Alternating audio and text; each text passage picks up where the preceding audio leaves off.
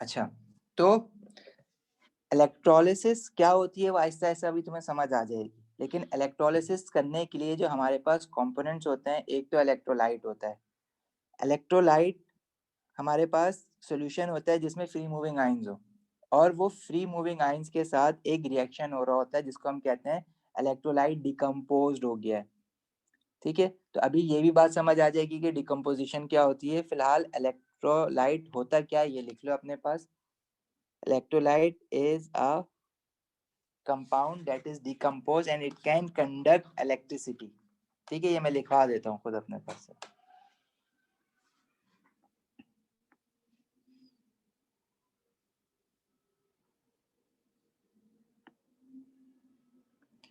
is a compound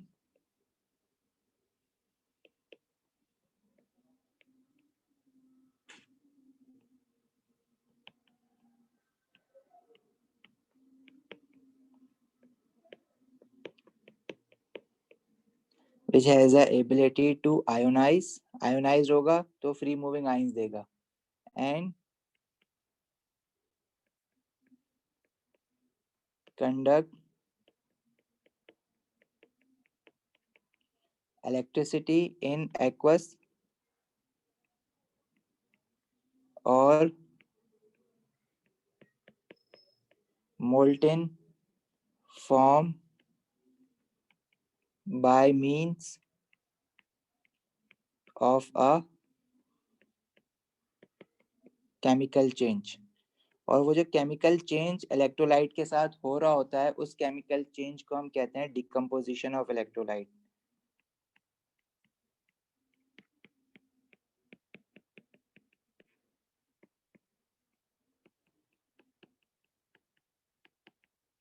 अच्छा देखो, electrolysis में हम लोग बहुत सारी इक्वेशंस बना रहे होते हैं, इसलिए इलेक्ट्रोलिसिस के मैं आप लोगों को हैंडआउट्स अभी फौरन तो नहीं दूंगा। तो अभी जो क्लास में चीजें चल रही हैं साथ साथ वो आपको लिखनी है।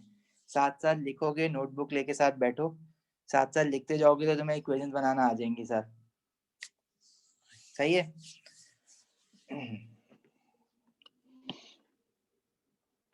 इलेक्ट्रोलाइट हमारे पास किसी सॉल्ट या एसिड का एक्वस सॉल्यूशन हो सकता है। For example aqueous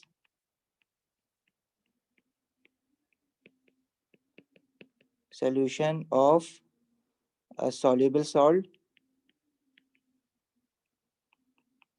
and aqueous solution of acids।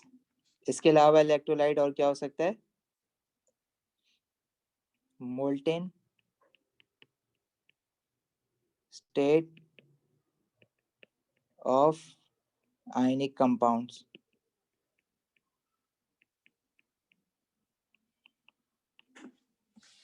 सही है, आयनिक कंपाउंड्स को जब हम मोल्टेन स्टेट में लेते हैं। अच्छा देखो, हम लोग अपने स्कूल्स में सेकेंडरी क्लासेस में एक एक्सपेरिमेंट करते हैं कि पता नहीं आप लोगों ने किया ही नहीं किया, लेकिन उसमें हम लोग क्या करते हैं कि एक लेमन को आधा काटते हैं और उसमें दो इस तरह से ना रॉड्स या पतली पतली पिंस लगा देते हैं, और साथ में एक वायर लगाते हैं जिसमें एक बैटरी और एक बल्ब लगाते हैं। तो देखो, करंट जो है, इलेक्ट्रॉन्स फ्लो होंगे from the negative terminal of a battery और इस वायर में जाएंगे। और आप लोगों को पता है कि in order for the current to flow complete path होना जरूरी है। अगर कहीं से जैसे स्विच है वो आप स्विच ऑफ कर देते हो तो क्या होता है, सर्किट ब्रेक हो जाता है। सर्किट ब्रेक हो जाता है, अगर कंप्लीट पाथ नहीं होता तो करंट कभी भी फ्लो नहीं होता। लेकिन यहाँ पे हमने क्या किया है, ये जो दो पिंस है ना, हमने वो लेमन के अंदर डाल दिए। लेमन का जो पल्प होता है ना उसके अंदर डाल देते हैं, तो ये बल्ब जलता है। ये बल्ब जलने का क्या मतलब है कि इसको कंप्लीट पाथ मिल रहा है, मतलब electron somehow are flowing through this lemon और फिर वो होते हुए कंप्लीट पाथ प्रोवाइड कर रहे हैं। तो इस लेमन में बेसिकली क्या होता है, इसमें हमारे पास होता है एसिड। कौन सा एसिड होता है लेमन में, हम लोगों ने देखा है ना एसिड एंड बेसिस में, उसको हम कहते हैं एसिटिक एसिड या इथेनोइक एसिड, और इसका फॉर्मूला होता है CH3COOH। क्योंकि जब इसको पानी में डालोगे तो ये डिसोसिएट होगा into its ion which are CH3COO negative and H positive. तो due to the presence of ions in the lemon pulp it can conduct electricity. तो that's how electrolyte conducts an electricity. अब जब हम electrolytic cell बनाते हैं ना, तो electrolytic cell में सिट्रिक एसिड भी कहते हैं उसको, या एसिटिक एसिड भी कहते हैं, 2-3 नाम है उसके.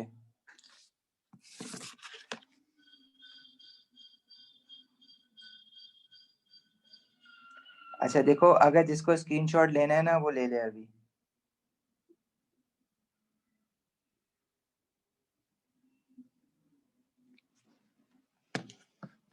इसके अंदर देखो, अब हम करेंगे क्या, इस इलेक्ट्रोलाइट के अंदर जो इलेक्ट्रोलाइटिक सेल में मैंने इलेक्ट्रोलाइट डाला है ना, वो इलेक्ट्रोलाइट कोई ऐसा सॉल्यूशन होना चाहिए जिसके अंदर फ्री मूविंग आयंस हो. जैसे फॉर एग्जांपल मैंने सोडियम क्लोराइड का एक्वा सॉल्यूशन ले लिया इसमें. तो सोडियम क्लोराइड का एक्वा सॉल्यूशन लेने की वजह से इसमें सोडियम आयन भी होगा और Cl नेगेटिव आयन भी होगा. इसके अंदर हम करते क्या है, दो मेटल या नॉन मेटल इलेक्ट्रोड डालते हैं. देखो यूजुअली जो हम इसमें इलेक्ट्रोड डालते हैं ना, इस इलेक्ट्रोड का पर्पस क्या होता है कि वो इलेक्ट्रिसिटी कंडक्ट करवाए through the movement of electrons. अब ये किस मटेरियल की होती हैं, कब हम मेटल के इलेक्ट्रोड लेते हैं और कब हम ग्रेफाइट लेते हैं. हम मेटल के इलेक्ट्रोड भी यूज करेंगे इसमें, ग्रेफाइट इलेक्ट्रोड भी यूज करेंगे. तो आहिस्ता आहिस्ता वो मैं बताता हूँ. तो इसमें जब आप इलेक्ट्रोड डालोगे और इसको कनेक्ट करोगे बैटरी से, एक इलेक्ट्रोड को बैटरी के पॉजिटिव टर्मिनल के साथ कनेक्ट कर दोगे, एक इलेक्ट्रोड को बैटरी के नेगेटिव टर्मिनल के साथ कनेक्ट कर दोगे. जिस इलेक्ट्रोड को बैटरी के पॉजिटिव टर्मिनल के साथ कनेक्ट करोगे वो पॉजिटिवली चार्ज हो जाएगी. पता है ना बैटरी ऐसे बनाते हैं, बैटरी का सिंबल ही होता है डीसी सोर्स जो होती है. बड़ा वाला जो लाइन होती है वो पॉजिटिव को रिप्रेजेंट करती है, छोटी वाली लाइन नेगेटिव को रिप्रेजेंट करती है. और जो इलेक्ट्रोड आपने बैटरी के नेगेटिव टर्मिनल के साथ कनेक्ट की है उस पे नेगेटिव चार्ज आ जाता है. और इस इलेक्ट्रोलाइट में होगा क्या, रिडक्शन भी हो रही होगी और ऑक्सीडेशन भी हो रही होगी. मतलब वो आयन जिनके पास इलेक्ट्रॉन डेफिशिएंट है वो इलेक्ट्रॉन गेन कर रहे होंगे, और वो आयन जिनके पास एक्सेस इलेक्ट्रॉन है, जैसे क्लोराइड है वो इलेक्ट्रॉन लेकर बैठा हुआ है ना, नेगेटिव चार्ज है, तो वो इलेक्ट्रॉन लूज करेगा. तो जब वो इलेक्ट्रॉन लूज करेगा तो वो दूसरी फॉर्म में आ जाएगा, क्लोरीन गैस बन जाएगा. और Na पॉजिटिव जो है जब वो इलेक्ट्रॉन गेन करेगा तो वो आयन से अपनी एलिमेंटल फॉर्म में आ जाएगा. तो through the passage of this electric current यहाँ पे ये चेंजेस आ रहे होंगे. ठीक है, इन इलेक्ट्रोड्स के क्या नाम होते हैं वो भी अभी हम आगे देखते हैं. फिलहाल अभी जिसको स्क्रीनशॉट लेना है वो स्क्रीनशॉट लो ताकि मैं इसको आगे बढ़ाऊं.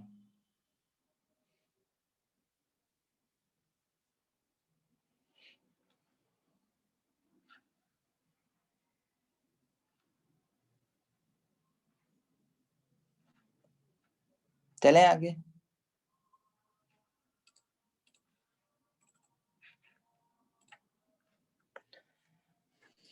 अच्छा,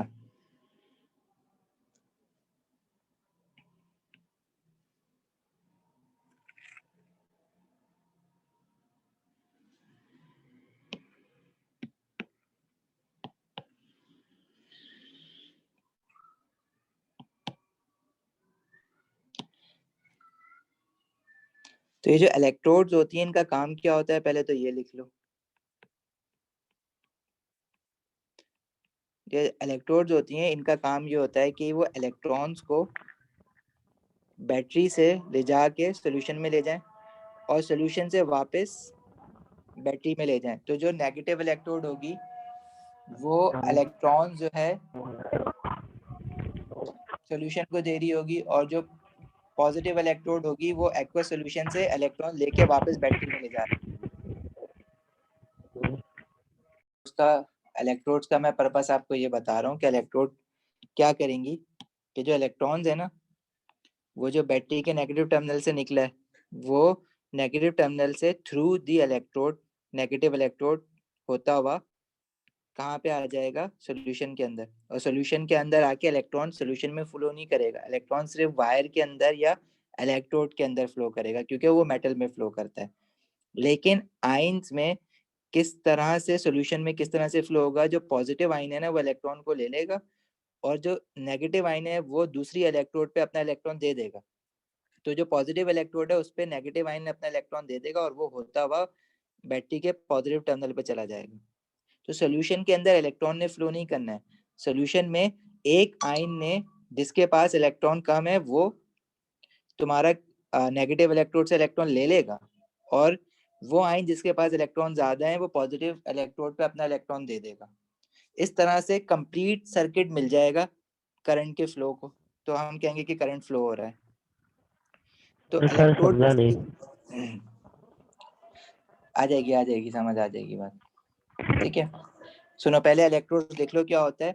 electrodes are rods made from either carbon graphite. Graphite जो होता है ना दिस इज कार्बन, इसलिए या तो उसको कार्बन इलेक्ट्रोड भी कह सकते हैं, ग्रेफाइट इलेक्ट्रोड भी कह सकते हैं, या वो मेटल की बनी हुई होगी क्योंकि metal can conduct electricity.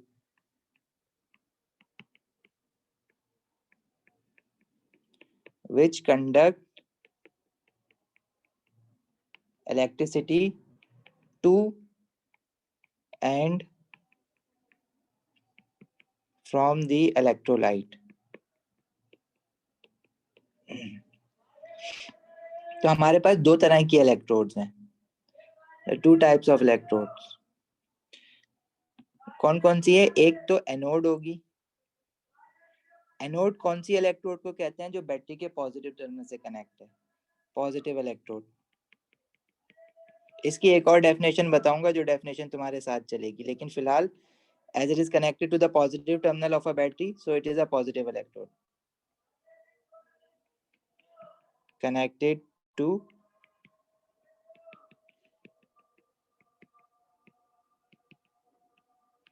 positive terminal of a battery। और जो दूसरी इलेक्ट्रोड है हमारी उसका नाम होता है कैथोड, ठीक है। और ये negative terminal of a battery से कनेक्ट हुई भी होती है, इसलिए इसको हम कहते हैं नेगेटिव। ये नेगेटिव होती है, इस पे नेगेटिव चार्ज आ जाते हैं, ठीक है। Connected to negative terminal of a battery.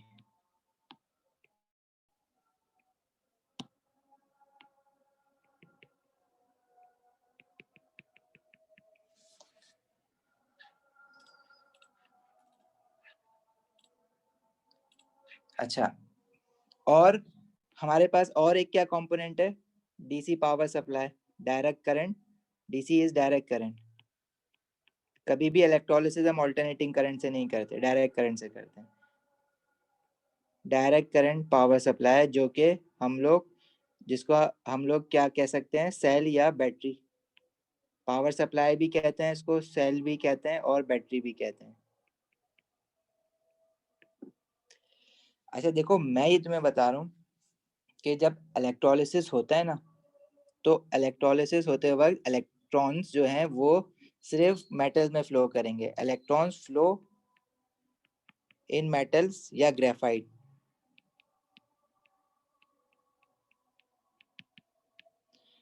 ठीक है। सोल्यूशन के अंदर इलेक्ट्रॉन फ्लो नहीं करेगा, एक्वा सोल्यूशन है। तो ये सोल्यूशन में जब इलेक्ट्रॉन फ्लो नहीं कर रहा तो हमें पाथ कैसे कंप्लीट करके दे रहा है करंट का, जब इलेक्ट्रॉन एक्वा सोल्यूशन के अंदर फ्लो नहीं हो रहा। तो वही चीज अब हम इलेक्ट्रोलिसिस करेंगे, अपनी पहली इलेक्ट्रोलिसिस, और उससे समझेंगे कि हो क्या रहा है आखिर। अच्छा, तो इलेक्ट्रोलिसिस की भी डेफिनेशन लिख लो, समझ ये अभी आ जाएगी जब हम अपनी पहली इलेक्ट्रोलिसिस परफॉर्म करेंगे। तो इलेक्ट्रोलिसिस होता क्या है? Electrolysis is the decomposition of electrolyte.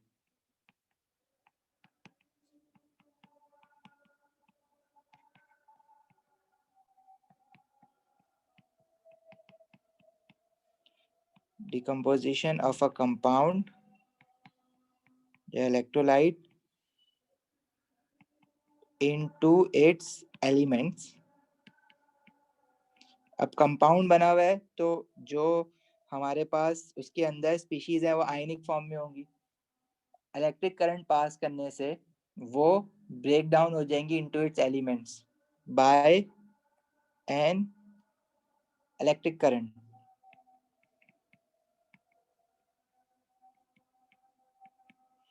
ठीक है। और ये जो डिकम्पोजिशन ऑफ इलेक्ट्रोलाइट है इसका मतलब ये नहीं है कि वो ब्रेक हो रहा है, ठीक है। अभी समझ आ जाएगा कि डिकम्पोजिशन से मतलब क्या है। इसका स्क्रीनशॉट ले लो जिनको लेना है, आगे बढ़ना है।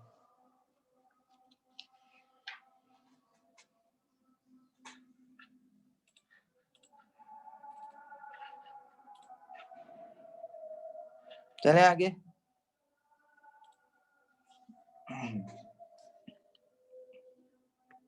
हम अपनी पहली इलेक्ट्रोलिसिस करते हैं तो हमें समझ आएगा कि कंप्लीट पाथ कैसे मिल रहा है और डिकम्पोजिशन ऑफ इलेक्ट्रोलाइट से क्या मतलब है।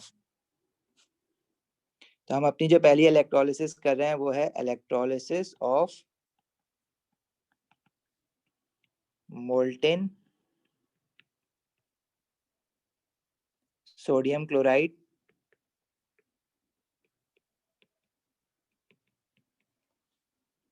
using inert graphite electrodes। अच्छा देखो, अब इस हेडिंग में, ये तो हेडिंग इतनी बड़ी हो गई। इसमें देखो, मोल्टेन सोडियम क्लोराइड से क्या मतलब है कि तुमने सोडियम क्लोराइड लिया, उसको पानी में नहीं डाला, उसको सिंपल हीट करा, और हीट करने पे उसके आयंस अलग अलग हो गए, Na पॉजिटिव और Cl नेगेटिव बन गया, तो फ्री आयंस आ गए तुम्हारे पास। फ्री आयंस आ गए तो तुम उसको एज इलेक्ट्रोलाइट यूज कर सकते हो। सेकेंडली, इनर्ट ग्रेफाइट इलेक्ट्रोड का क्या मतलब है कि जो ग्रेफाइट इलेक्ट्रोड होती है ना, वो खुद इलेक्ट्रोलिसिस के दौरान उसको कुछ नहीं होगा, उसमें कोई किसी किस्म का केमिकल चेंज नहीं आएगा या वो रिएक्ट नहीं होगी। इनर्ट का देखो क्या मतलब होता है, इनर्ट का मतलब ये होता है कि डेट डू नॉट रिएक्ट। तो जब भी हम ग्रेफाइट इलेक्ट्रोड्स यूज करेंगे ना, कैथोड और एनोड अगर हमारी ग्रेफाइट की बनी हुई होगी, तो वो जो इलेक्ट्रोलिसिस हम परफॉर्म कर रहे होंगे उसको हम कहेंगे इनर्ट इलेक्ट्रोलिसिस। ये याद रखना। लेकिन अगर जब हम इलेक्ट्रोड्स मेटल की यूज करेंगे, मेटल इलेक्ट्रोड्स, तो वो इलेक्ट्रोलिसिस हमारे पास जो होगा वो एक्टिव इलेक्ट्रोलिसिस हो सकता है। मतलब इलेक्ट्रोड जो होंगी वो खुद केमिकल चेंज कर देंगी अपना, मतलब खुद रिएक्शन में पार्ट लेना शुरू कर देंगी। लेकिन जो ग्रेफाइट है वो कभी भी हमारे पास खुद केमिकल चेंज नहीं होने देगा अपना इलेक्ट्रोलिसिस के वक्त। इनर्ट इलेक्ट्रोलिसिस करते वक्त हम ग्रेफाइट इलेक्ट्रोड भी यूज करते हैं, और हम एक मेटल है, खास मेटल, उसको भी यूज कर सकते हैं इनर्ट इलेक्ट्रोलिसिस के लिए। लेकिन वो एक ही मेटल है जो हम यूज करेंगे और उसका नाम होता है प्लेटिनियम। क्योंकि प्लेटिनियम को तुम लोग जानते हो ना, प्लेटिनियम कहाँ होता है रिएक्टिविटी सीरीज में, सबसे नीचे होता है। मतलब it is the least reactive metal जो किसी के साथ रिएक्ट नहीं करता, इसलिए ये भी हमारे पास इनर्ट इलेक्ट्रोड की जगह पे यूज हो सकता है, ग्रेफाइट की जगह पे। लेकिन हम लोग प्रेफर करते हैं ग्रेफाइट इलेक्ट्रोड यूज करना। उसका रीजन क्या है? क्योंकि ग्रेफाइट सस्ता है। हाँ रजा, गोल्ड इलेक्ट्रोड, हम लोग गोल्ड इलेक्ट्रोड भी यूज नहीं करते, क्योंकि जो हमारी यूजुअली बैटरीज बनती है ना उनमें इलेक्ट्रोलिसिस हो रहा होता है। जैसे गाड़ी की बैटरी हो गई, और फिलहाल जो हाइब्रिड कार्स है उनकी बैटरीज होती हैं, उनकी बैटरीज एक्सपेंसिव होने का रीजन यही है कि उसमें प्लेटिनियम इलेक्ट्रोड यूज होती हैं। गोल्ड भी यूज हो सकता है बट प्लेटिनियम ज्यादा प्रेफरेबल है, क्योंकि वो ज्यादा लीस्ट रिएक्टिव होता है। हाँ, अब उस्मान सिल्वर से ऊपर कॉपर भी होता है, फिर कॉपर से ऊपर चले जाओ आयरन आ जाएगा, फिर कोई जिंक पे भी चले जाओ, लेकिन रिएक्टिविटी बढ़ रही है ना। हमें तो लीस्ट रिएक्टिव मेटल उठाना है, इन सब में से लीस्ट रिएक्टिव कौन सा है? प्लेटिनियम है, इसलिए हम प्लेटिनियम इलेक्ट्रोड यूज करते हैं।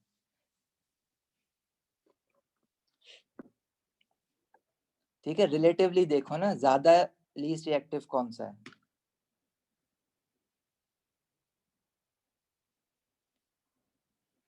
अच्छा जी, अब हम जो ये इलेक्ट्रोलिसिस कर रहे हैं ना, ये इनर्ट इलेक्ट्रोलिसिस इस वजह से है क्योंकि इसमें मैं ग्रेफाइट इलेक्ट्रोड यूज कर रहा हूँ। इसका इलेक्ट्रोलिटिक सेल कैसे बनाओगे?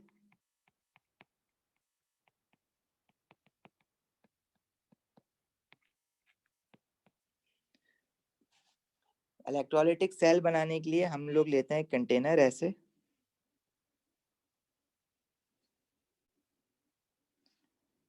इसके अंदर जो हम इलेक्ट्रोलाइट लेंगे ना वो होगा हमारा मोल्टेन सोडियम क्लोराइड,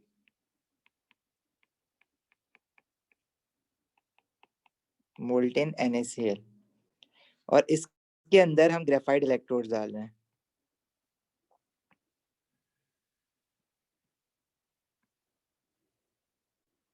और एक इलेक्ट्रोड को हमने बैटरी के पॉजिटिव टर्मिनल से कनेक्ट कर दिया और एक इलेक्ट्रोड को बैटरी के नेगेटिव टर्मिनल से कनेक्ट कर दिया।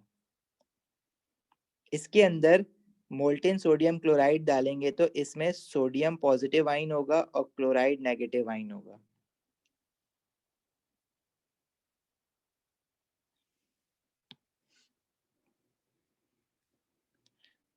उस्मान इलेक्ट्रोप्लेटिंग पे जब आएंगे तो जब क्लियर हो जाएगी वो बात, अभी बहुत आगे है इलेक्ट्रोप्लेटिंग इस चैप्टर में। जिस इलेक्ट्रोड को हमने बैटरी के पॉजिटिव से कनेक्ट किया है उस पे पॉजिटिव चार्ज आ जाएगा, और जिस इलेक्ट्रोड को हमने बैटरी के नेगेटिव से कनेक्ट किया है उस पे नेगेटिव चार्ज आ जाएगा। जिस इलेक्ट्रोड को बैटरी के पॉजिटिव से कनेक्ट किया है और जिस पे पॉजिटिव चार्ज आया है उस इलेक्ट्रोड का नाम क्या होता है? एनोड। और जिसको बैटरी के नेगेटिव से कनेक्ट किया है उस इलेक्ट्रोड का नाम होता है कैथोड। ये मेरा बना इलेक्ट्रोलाइटिक सेल। अच्छा, अब देखो जो इलेक्ट्रॉन्स निकले हमारे कहाँ से? बैटरी के नेगेटिव टर्मिनल से, और वो होते हुए कैथोड तक आए। सही है, कैथोड नेगेटिव है, कैथोड के बाद बहुत सारे इलेक्ट्रॉन्स हैं इसलिए कैथोड नेगेटिव हो गई है। तो पॉजिटिव आयन जो है ना, Na पॉजिटिव आयन, वो अट्रैक्ट होगा टुवर्ड्स कैथोड। क्यों? क्योंकि वो पॉजिटिव है और कैथोड नेगेटिव है, तो positive negative will attract each other. Similarly chloride ion negative है और एनोड पॉजिटिव है, तो वो अट्रैक्ट होगा टुवर्ड्स पॉजिटिव एनोड। तो कैथोड के पास पहुंच जाएगा Na पॉजिटिव आयन,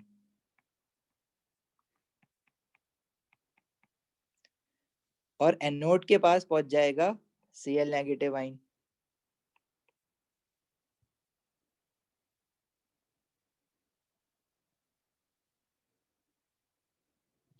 एक्वस में देखो उस्मान, एक्वस में ये दो आयंस नहीं बनते हैं। एक्वस में वाटर की वजह से भी आयंस होते हैं जो कि अभी मैं डिस्कस करूंगा। वहां पे ऊपर मैंने ऐसे लिख दिया था, मैंने H पॉजिटिव और H नेगेटिव आयन नहीं डाले थे क्योंकि फिर तुम्हारा सवाल आता है कि ये कहाँ से आए।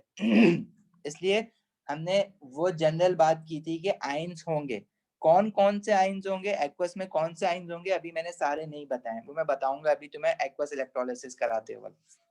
फिलहाल मोल्टेन सोडियम क्लोराइड में सिर्फ दो तरह के आयंस होंगे, Na पॉजिटिव और Cl नेगेटिव। इसके अलावा कुछ है ही नहीं। सोडियम क्लोराइड था, तुमने मेल्ट करा, जो था वही रहेगा ना। तो इसमें से Na पॉजिटिव गया कैथोड की तरफ। रीजन? क्योंकि कैथोड जो है वो खुद नेगेटिव इलेक्ट्रोड है, इसलिए वो अट्रैक्ट कर लेगी Na पॉजिटिव को। और Cl नेगेटिव गया एनोड की तरफ। रीजन? बिकॉज एनोड जो है वो पॉजिटिव इलेक्ट्रोड है, वो Cl नेगेटिव को अट्रैक्ट कर लेगा अपनी तरफ। आगे इसमें क्या होगा कि सोडियम पॉजिटिव आयन जो है कैथोड पे पहुंचने के बाद, क्योंकि सोडियम पॉजिटिव आयन है, वो बेचारा अपना एक इलेक्ट्रॉन लूज करके बैठा हुआ है, वो इलेक्ट्रॉन गेन करेगा। कहाँ से? कैथोड से। तो सोडियम पॉजिटिव आयन को कितने इलेक्ट्रॉन चाहिए होंगे? वन ही इलेक्ट्रॉन गेन कर सकता है ना वो, क्योंकि एक ही लूज करा हुआ है उसने। तो वो इलेक्ट्रॉन गेन करने के बाद सोडियम एटम बना लेगा इस तरह से। और जब सोडियम Na की फॉर्म में आ जाता है तो इसको हम कहते हैं सोडियम की एलिमेंटल फॉर्म है। सही है। और जो क्लोराइड आयन है वो जब एनोड के पास गया है तो क्लोराइड के पास एक्सेस ऑफ इलेक्ट्रॉन था, और एनोड डेफिशिएंट ऑफ इलेक्ट्रॉन है, पॉजिटिव है। तो इलेक्ट्रॉन देखो, सोडियम पॉजिटिव आयन ने गेन करे तो सोडियम पॉजिटिव आयन के पास इलेक्ट्रॉन चले गए कैथोड से। सोल्यूशन में नहीं आए। ऐसा नहीं है कि इलेक्ट्रॉन जो है वो सोल्यूशन मोल्टेन NaCl में साथ घूम रहे हैं, नहीं, ऐसा कुछ नहीं है। मछली नहीं है वो तैरते रहेंगे। वो Na पॉजिटिव ने गेन कर लिया और Na जो है वो रिड्यूस्ड हो गया, उसने इलेक्ट्रॉन गेन किया, वो रिड्यूस्ड हो गया। गेन ऑफ इलेक्ट्रॉन तुम लोगों ने क्या पढ़ा है रिडॉक्स में? It is reduction, right. तो कैथोड पे जो केमिकल प्रोसेस हो रहा है उसको हम कह सकते हैं रिडक्शन। उस्मान बोलो क्या हुआ? सर मतलब कैथोड ऑक्सीडाइज हो गया। कैथोड कह सकते हो, कैथोड ने इलेक्ट्रॉन लूज कर दिए, लेकिन वो इलेक्ट्रॉन कार्बन ने अपने इलेक्ट्रॉन नहीं दिए, वो बैटरी से आ रहे थे, वही उठा के आगे दे दिए। सर जी मोमिन। सर ये करते क्यों है इलेक्ट्रोलाइट ये सब? करते क्यों है, बहुत सारे रीजन है, आहिस्ता आहिस्ता सब कुछ आएगा तुम्हारे लिए, वही वाली बात है, रुको जरा, सब्र करो, अभी तो स्टार्ट हुआ है, आएंगी बहुत सारी सर क्यों में बताएं।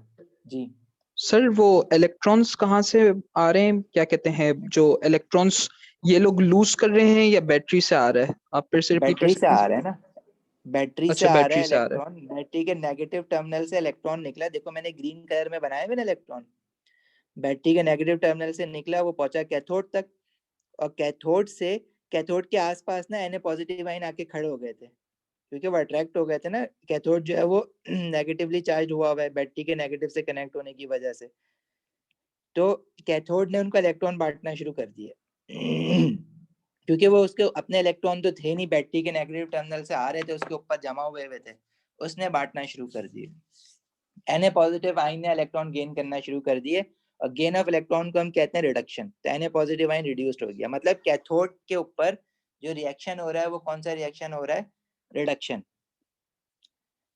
सिमिलरली अब एनोड पे आओ, तो एनोड के ऊपर क्लोराइड आयन पहुंचा, क्लोराइड ने अपना इलेक्ट्रॉन लूज करना है, क्योंकि एनोड जो है वो पॉजिटिव है, उसने अट्रैक्ट तो कर लिया, क्लोराइड ने अपना इलेक्ट्रॉन लूज करा, और क्लोरीन जब एलिमेंटल फॉर्म में आता है तो तुम्हें पता है कि क्लोरीन जो है वो सिर्फ Cl की फॉर्म में एग्जिस्ट नहीं कर सकता, सोडियम एटम्स तो अकेले अकेले एग्जिस्ट कर सकते हैं, वो मेटेलिक बॉन्ड बना लेंगे आपस में, क्लोरीन जो है वो अकेला एटम एग्जिस्ट नहीं करता, वो किस फॉर्म में एग्जिस्ट करता है क्लोरीन, Cl2 की फॉर्म में, तो मतलब दो क्लोराइड आयन जब अपने अपने इलेक्ट्रॉन लूज करेंगे तो वो दोनों आपस में एक साथ कोवेलेंट बॉन्ड बना लेंगे Cl2, तो एक chloride 1 mole of electron lose कर रहा है, तो two chloride 2 mole of electron lose करेंगे टू फॉर्म Cl2, तो ये इक्वेशन कुछ ऐसी बनेगी। सही कन्वेंशनल फ्लो फॉलो नहीं कर रहा करंट का?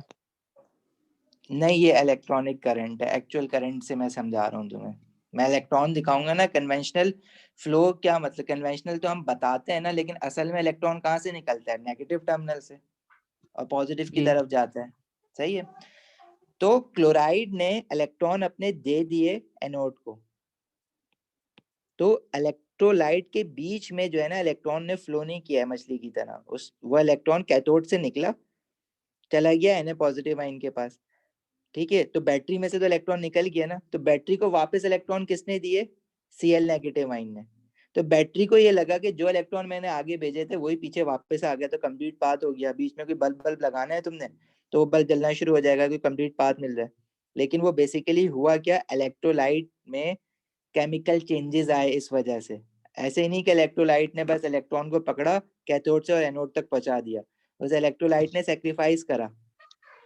सर, Na मूव नहीं करता, मतलब इलेक्ट्रॉन मूव करेगा या Na मतलब एक आयन मूव करेगा? आयन मूव नहीं करेगा, आयन ने क्या करा कि इलेक्ट्रॉन जो है वो कैथोड से लेके अपने पास रख लिया और Na बन गया, Na पॉजिटिव ने, सही है, और तो सब वो क्लोराइड ने, कैथोड के आसपास नहीं रहेगा?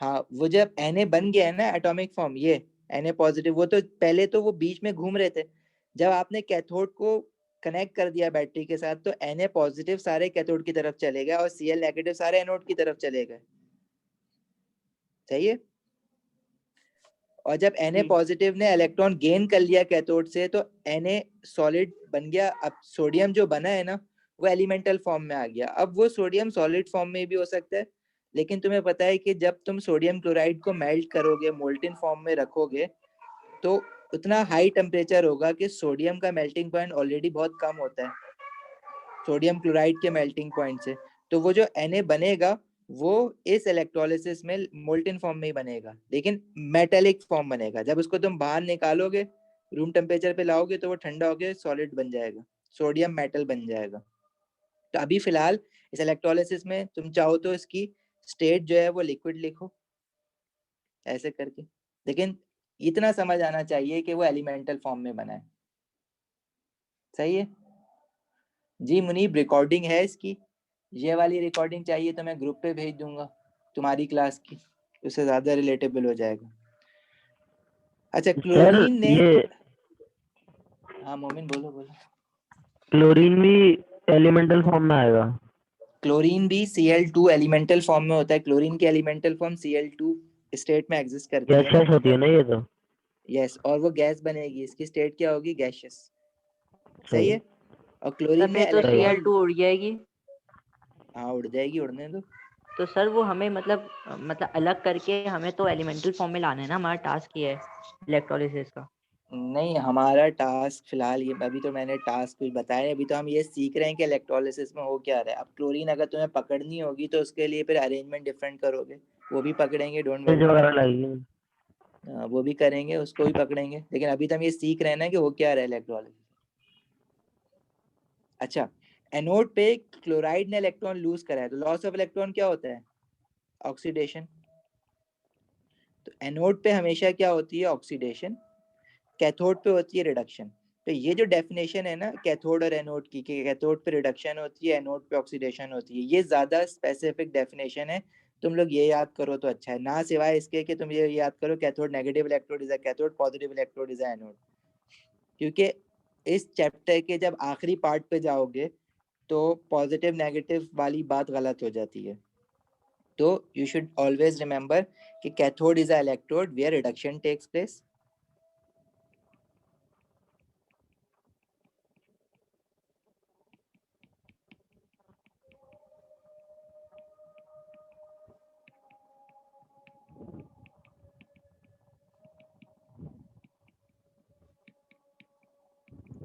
Similarly, anode is an electrode where oxidation takes place.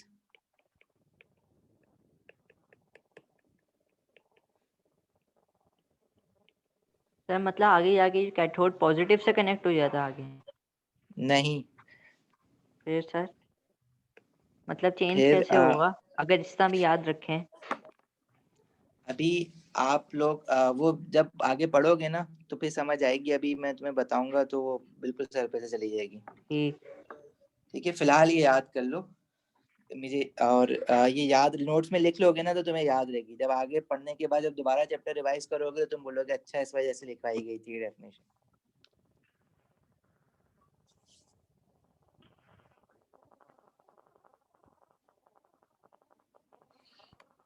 अच्छा, रिडक्शन और ऑक्सीडेशन कैसे हुई है।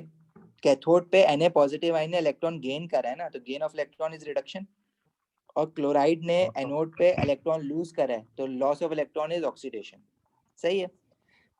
अभी जिसको ये स्नैपशॉट लेना है ले लो ताकि मैं आगे बढ़ाऊं।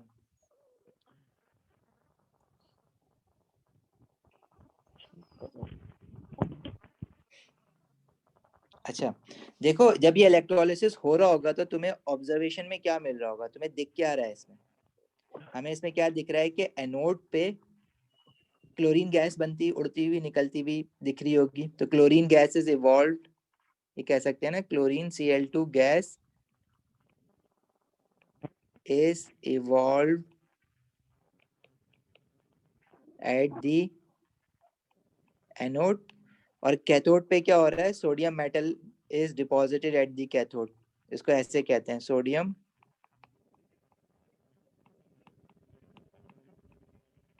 Metal is deposited at the cathode।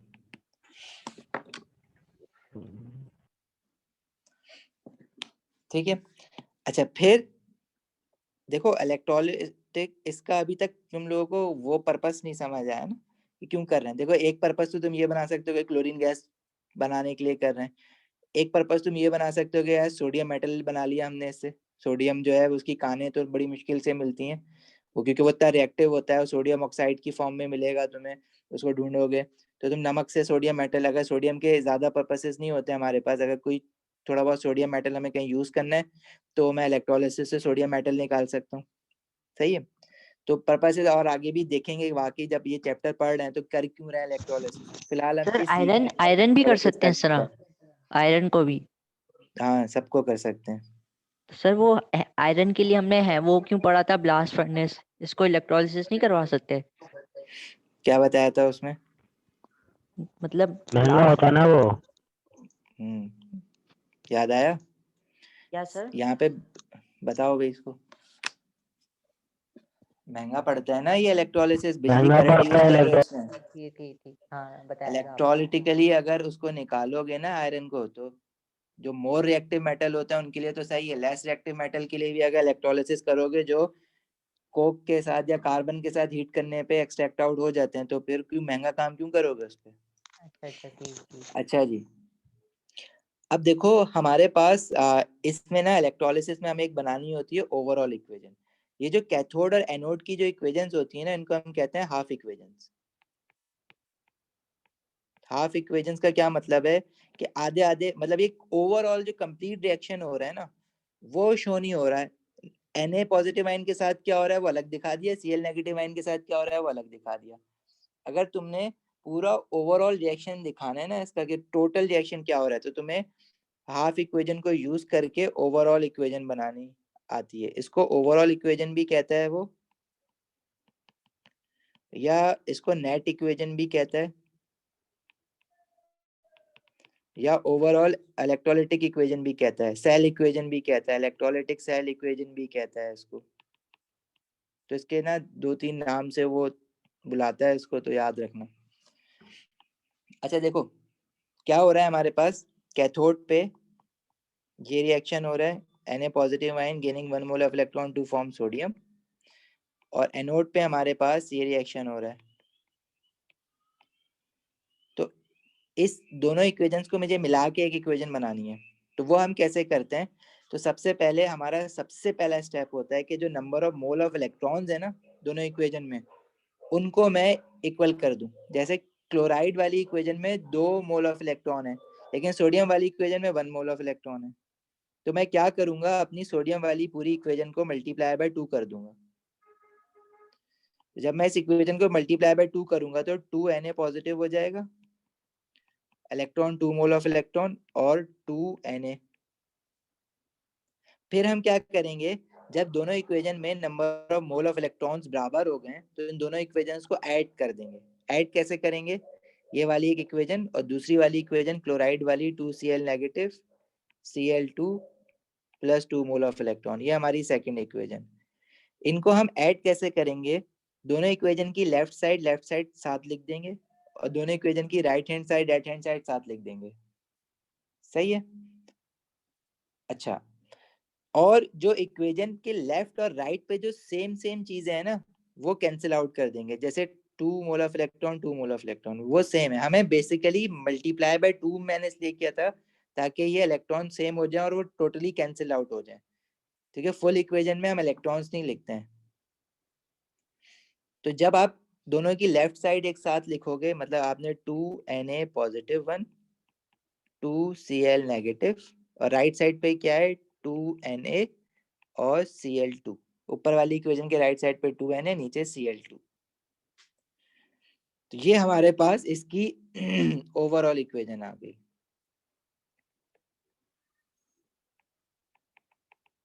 या सेल इक्वेशन आ गई। मोमिन बोलो, रजा गोल्ड कहाँ यूज करवा रहे हो?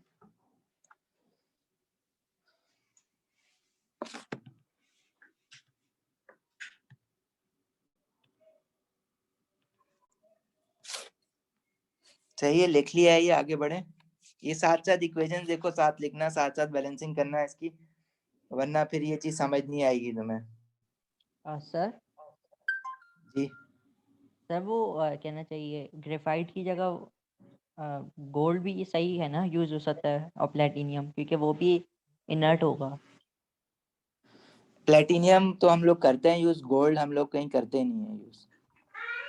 ठीक, मतलब ग्रेफाइट की ठीक है, जगह गोल्ड प्लेटिनियम भी कर सकते हैं। कर सकते हैं, लेकिन हम लोग प्रेफर करते हैं, वो प्लेटिनियम महंगा पड़ता है, तो इस तरह की एप्लीकेशंस के लिए हम लोग करते नहीं है। करना चाहो कर सकते हैं, कोई मसला नहीं है उसमें। ठीक।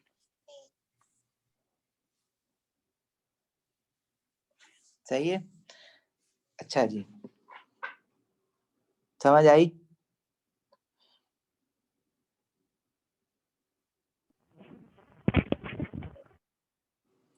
तो इलेक्ट्रोलिसिस को हम क्या ये कह सकते हैं कि रिडॉक्स रिएक्शन हो रहा है? बिल्कुल हो रहा है। कैथोड पे रिडक्शन, एनोड पे ऑक्सीडेशन। आगे बढ़े।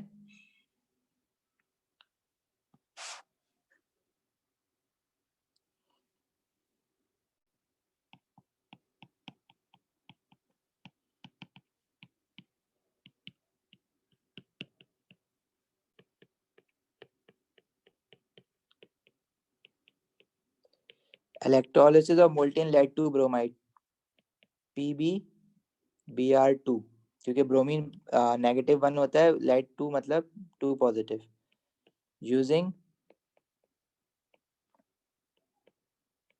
Inert electrodes. अच्छा, ये वाली जो इलेक्ट्रोलिसिस है ना, ये एग्जामिनर ने बकायदा सिलेबस में लिखी हुई है कि भाई मोल्टेन में लेड टू ब्रोमाइड की तो जरूर बताना उनको। इसका मतलब ये नहीं है कि मोल्टेन में से लेड टू ब्रोमाइड की आ सकती है। अब किसी भी कंपाउंड की आ सकती है, कह रहा है कि उसको मेल्ट करके हमने किया है, कोई बात नहीं, सारी टेक्निक तुम्हारे पास वही है इसमें। इसका इलेक्ट्रोलिटिक सेल, कुछ बुक्स में तुम्हें इसका इलेक्ट्रोलिटिक सेल ना ये इस तरह से बना हुआ मिलेगा क्रूसिबल में, क्योंकि ऊपर जो हमने इलेक्ट्रोलिटिक सेल बनाया है उसकी कंस्ट्रक्शन तो हमने नहीं देखी कि वो किस चीज का बना हुआ है। तो लेड टू ब्रोमाइड, अब जाहिर है तुम हीट कर रहे हो मेटल को, मोल्टेन फॉर्म में लेके आ रहे हो, तो ऑब्वियसली तो बीकर, ग्लास का बीकर तो यूज नहीं कर सकते इतने हाई टेम्परेचर के लिए, वो तो टूट जाएगा। तो हम लोग उसके हिसाब से कंटेनर यूज करेंगे। बहरहाल इस तरह का एक क्रूसिबल बना हुआ होता है। क्रूसिबल क्या होता है? वो जो सिरेमिक का, वो तुम लोगों ने लैब अगर गए हो तो वहाँ देखा होगा, बहुत ज्यादा हाई टेम्परेचर पे किसी चीज को हीट करना है, जैसे डिकम्पोजिशन ऑफ कार्बोनेट्स में हमने देखा था, तो उसका वो बना रहे होते हैं। सही है। अच्छा देखो, इसमें करना क्या है, इसमें भी हमने इलेक्ट्रोलाइट लेना है पहले, और वो जो इलेक्ट्रोलाइट होगा उसमें हमारे पास क्या होना चाहिए? Molten lead two bromide. मतलब सर जी, सर मतलब जिस चीज को आपने एलिमेंटल फॉर्म में लाना है वही जो है इलेक्ट्रोलाइट होगा। ऑब्वियसली, जिसकी इलेक्ट्रोलिसिस कर रहे हैं, जिसकी डिकम्पोजिशन, जिसको एलिमेंटल फॉर्म में लाना है, जी। ठीक है। अब इलेक्ट्रोलाइटिक सेल साथ साथ बनाना, क्योंकि ये भी बनाने के लिए भी आते हैं। एक इलेक्ट्रोड को बैटरी के पॉजिटिव टर्मिनल के साथ कनेक्ट किया, एक को नेगेटिव के साथ कनेक्ट किया। जिसको पॉजिटिव के साथ कनेक्ट किया उस पर पॉजिटिव चार्ज आ जाएगा, जिसको नेगेटिव के साथ कनेक्ट किया उस पर नेगेटिव चार्ज आ जाएगा। तुम्हारे पास आइंस में Pb2 पॉजिटिव होगा और Br नेगेटिव होगा। अगेन, जो पॉजिटिव आइन है वो कैथोड की तरफ अट्रैक्ट हो जाएगा, और जो नेगेटिव आइन है वो एनोड की तरफ अट्रैक्ट हो जाएगा। तो आपको कैथोड की इक्वेशन भी लिखनी होगी कि कैथोड पे क्या हो रहा है, आपको एनोड की इक्वेशन भी लिखनी होगी कि एनोड पे क्या हो रहा है, ठीक है। फिर आपने ओवरऑल इक्वेशन भी बतानी होगी इसकी। तो कैथोड पे क्या हो रहा है कि कैथोड नेगेटिव है, उस पर पॉजिटिव आयन गया Pb2 पॉजिटिव। ये जो Pb2 पॉजिटिव है ये गेन करेगा 2 mole of electron to form Pb in elemental form. इसी तरह एनोड पे Br नेगेटिव ब्रोमीन जो होता है वो ग्रुप 7 का ही होता है, जैसे कि क्लोरीन होता है, तो ये भी इस Br2 की फॉर्म में एग्जिस्ट करेगा by losing 2 mole of electron, और यहाँ पे 2 Br नेगेटिव आ जाएगा। सही है। अच्छा, इसकी ऑब्जर्वेशन में क्या होगा, एनोड पे ब्रोमीन गैस, या ब्रोमीन का जो कलर होता है वो रेड ब्राउन कलर होता है, तो red brown gas is evolved, ठीक है। You know it is bromine, bromine या ब्रोमीन गैस इज इवॉल्व्ड। और कैथोड की ऑब्जर्वेशन क्या है कि lead metal is deposited, Pb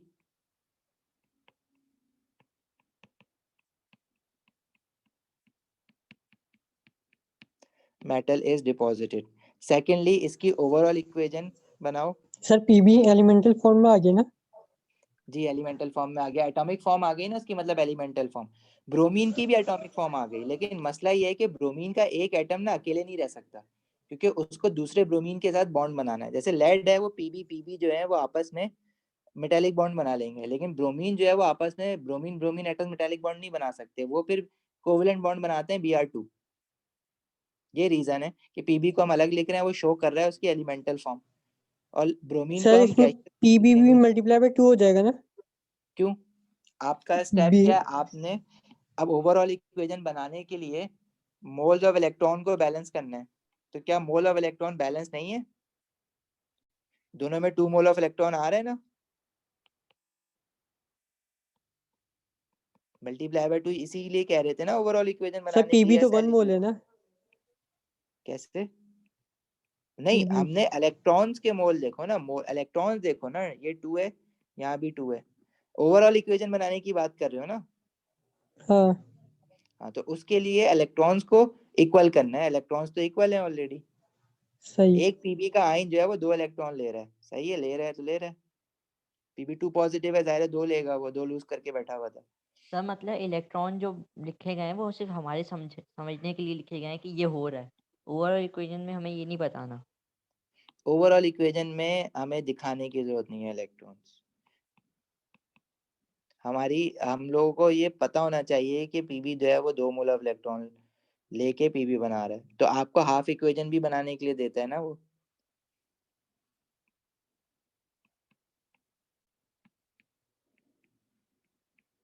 तो अब आपको पहला स्टेप करने की जरूरत नहीं है कि मल्टीप्लाई कराओ किसी से, दूसरा स्टेप करोगे डायरेक्ट कि इलेक्ट्रॉन इलेक्ट्रॉन कैंसिल हो जाएंगे, लेफ्ट साइड पे जो दोनों इक्वेशंस की लिखा है वो एक साथ करके लिख दो,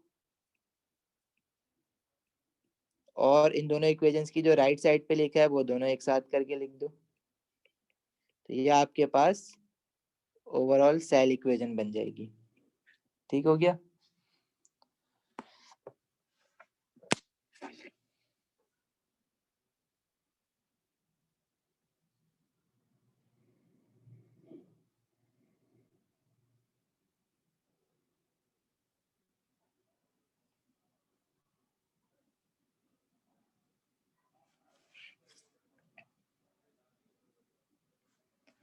स्क्रीनशॉट लेना है, ले लो।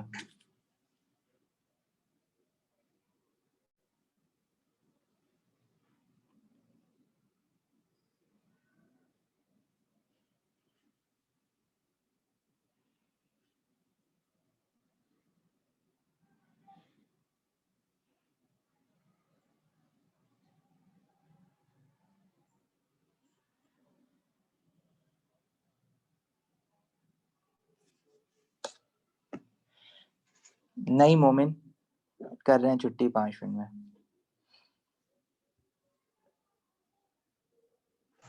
सर सॉरी, बस एक और दफा बताइएगा कि इलेक्ट्रोलिसिस क्यों करते हैं?